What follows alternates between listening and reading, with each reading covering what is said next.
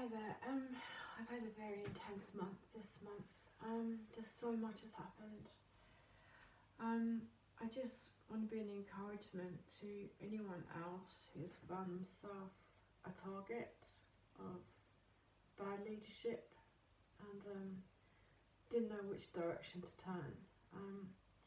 Despite all of this and amazing amounts of drama that these people cause me, God has given me amazing peace this last month. I mean, I have had a lot of peace and a lot of joy and a lot of kind of excitement in the Holy Spirit. God has just given me so much impartation of the Spirit in the midst of kind of trials and tribulations.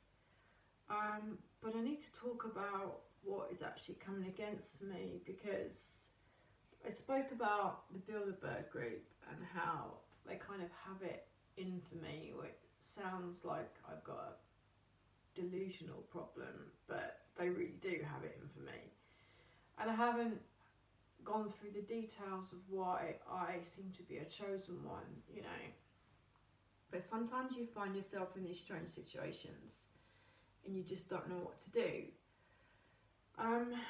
But I turned to God, and I didn't want to really do this broadcast, because when you turn to God, why would you want to be on YouTube? But these people are using an MI6 agent who is actually off his trolley, and the leaders are both the Pope and, well, the King, you know, the royals, but they're not all the people in the Bilderberg group. Like, there are some of many who are just so powerful and rich. And they basically are in the business of covering up their criminal acts. So what they do is they target the victim. And they hold all the shots because they control the agencies like the police, the medical services, and they pretty much keep you silenced. So you can't talk about what's really going on around you. And they, this is a very spiritual war as well. It's very spiritual. But obviously, God is in control. And when you come into that truth, then you suddenly have peace again. And that's what I did. We did a 28-day fast as a church, and that was really powerful. I did that fast. It still felt like nothing was really changing for me though, and I was really finding it hard to just not lose hope, because everybody else was getting breakthroughs from their fast. But I was saying to God, how can you deliver me from this? I don't stand a chance against these people at all. We know the Republican Party believes that the royal family are a waste of money, but I don't stand a chance against these people at all, you know. I mean, they're pretty much going to destroy me, so what am I going to do about it? But God said, hang on a minute, I'm God, so just focus on me, and that's what I did. And then I realised, like, I just needed to do that, and I focused on Him, and I went to church more than I usually did. And then we did 28 days of prayer, and we did that as a church. And I've had some magnificent breakthroughs, although, like, I have asked God to destroy the 3 people who are involved in this, who are directly being used to target me personally, both physically and emotionally and spiritually, because I was really asking God what they want out of this, and God gave me a lot of revelation about it. What they want out of this is they want to destroy my belief in Jesus. They want me to not believe, because why are they after me? Because there are hundreds and thousands of Christians, you know. But I think if you come into a certain category of an uncompromising Christian, like, as in, you're the kind of Christian who won't worship their false gods. And there are actually many in our world today, even though we don't see them as golden calves.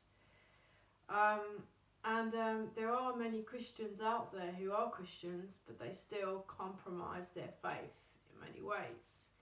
But they do the work of the kingdom, so like God hasn't left their lives, you know. You know, they give to the poor and they do amazing works, but like they still in some way compromise their beliefs by bowing down to these kind of false gods. And I'm one of these people who won't, basically. I won't worship the NHS. I will not worship the royal family. I'm not a royalist, and I'm professingly like Republican. I won't worship my sexuality, and of course they use these AI weapons to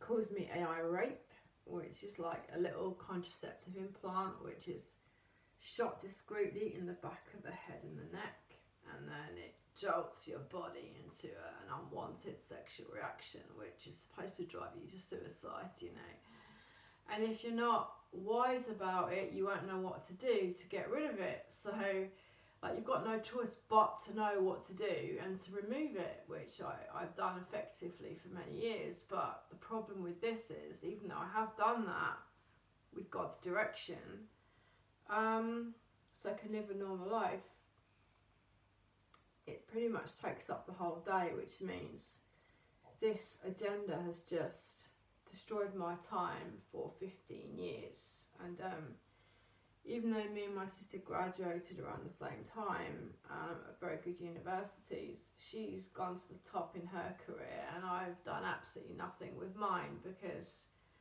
even though I worked a little, when after this started, I had to stop because I thought at first I was really unwell, and I told my doctor I had like cancer cysts, which I thought I had. Then we did a lot of examinations, and they did find cysts, and they even removed them out. But then when I asked the doctors what they were, they said that they weren't cancerous, and that like I said, great. So, but then they came back like a few months later, and I felt totally forsaken. So I realised something